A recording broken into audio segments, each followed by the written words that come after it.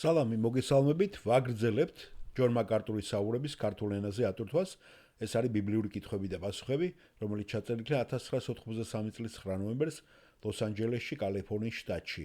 ამით ჩვენ დავასრულებთ ამ განყოფილებას და ხვალიდან გადავალთ ახალზე. ეს კითხვაც შემდეგი არის ტექნიკური ხასიათის, კითხვის დამსველი არ ამოუს თავის სახელს და ძალიან საინტერესოა, ვისაც ყურადღება არ მიუქცევია ამისათვის. ჯონ მაკარტურის კიდევ ერთი კითხვა და ამითი მორჩებით. აუდიტორიდან კითხვით დამსველი. ჩემი კითხვა მდგომარეობს ჩემთვის არა, ეს ჩემმა მეგობარმა თხოვარა თქვენთვის დამესმა. ის ამბობს, რომ ანტიკურ ბერძნულ ხელნაწერებში ტერმინი ჯვარი არ გამოიყენება. იმიტომ რომ ისინი იყენებდნენ სხვადასხვა ფორმის ჯვრებს. T სახის ან X სახის ჯვარედინას დიაგონალზე. და ანტიკური ხელნაწერები ამიტომ არასოდეს იყენებდნენ ტერმინს ჯვარი. ისინი მხოლოდ ამბობდნენ ხეს. და ამის გამო კითხვა არის.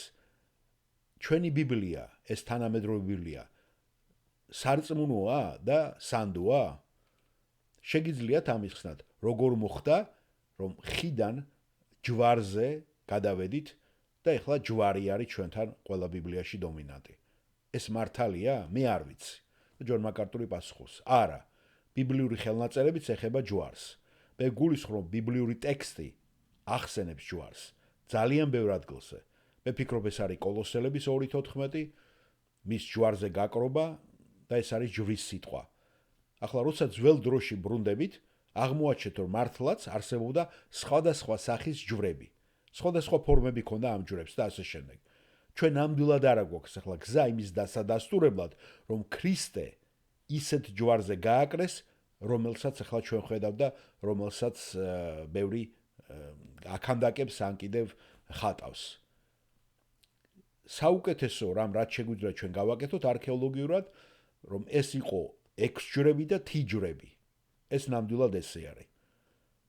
თქვენ შეგიძლიათ ჯვრის შესწავლა, გადახედოთ ეკლესიის ისტორიას და გადახედოთ წიგნებს, სადაც ის სხვადასხვა ფორმებს იღებს, როდესაც ის გადადის ისტორიიდან ერთი ადგილიდან მეორეში, როცა მას მოქანდაკეები, მხატვრები ასახავენ სხვადასხვა ფორმით. მაგრამ ბიბლია ნამდვილად იყენებს სიტყვას ჯვარს. და არც მესმის მე და ვერ ვიგებ, რატომ ხდება ეს პრობლემა. გადახედეთ გალატელების მესამე თავი იყენებს ტერმინს ხეს და ეს ჯვრის ევფემიზმია, რადგან ის ხისგან არის დამზადებული. და აუდიტორიდან დიახ, პრობლემა ჩნდება ხოლმე ყოველთვის, როცა სიტყვის დანიშნულებას ესეთი დისკუსია მოყვება, რასაც ჩვენც ვაწარმოებდით ჩემ მეგობართან და ჯონი აგრძელებს, ჯონ მაკარტური. დიახ, თქვენ უნდა გადახედოთ ორიგინალურ ბერძნულ ტექსტებს. ეს არის კოლოსელების 2:14, 2:11. ნახეთ იქ სიტყვა 2:10, შემდეგ ნახეთ თუ ხედავთ სიტყვა ჯვარს იქ. ნახეთ რას ამბობს ორიგინალური ბერძნული ტექსტი. შეადარეთ.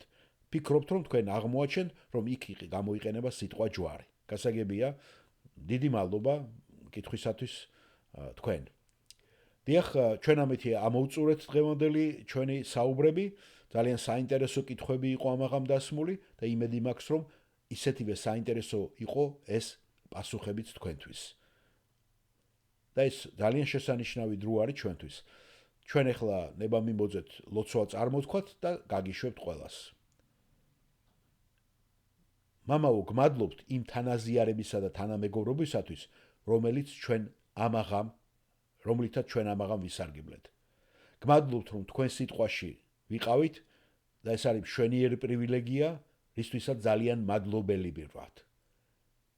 რომ თქვენ ყველაფერს აკეთებთ ჩვენს შორის, ჩვენს თანამეგობრობაში, რათა უფრო მეტად შეგვასწავლოთ და გაგვაგებინოთ თქვენი პიროვნება. გმადლობთ, რომ გვაძლევთ თქვენი სიტყვის სიყვარულს, რომელსაც მე ვხედავ აგერ ჩვენი ადამიანების, ჩვენი თანამეგობრების გულებში. დაგვეხმარე უფალო, რომ კიდევ უფრო კარგად გავიგოთ, რისი გაგებაც ჩვენ შეგვიძლია და მივენდოთ იმას, რაც ჩვენ გაგებას აღემატება. და ჩვენ ლოცულობთ, რომ თქვენ აღასრულოთ ყოველი თქვენი საქმე ყველა ჩვენთაგანის გულებში. და ჩვენ ამას გმადლობთ იესო ქრისტეს სახელით. ამინ.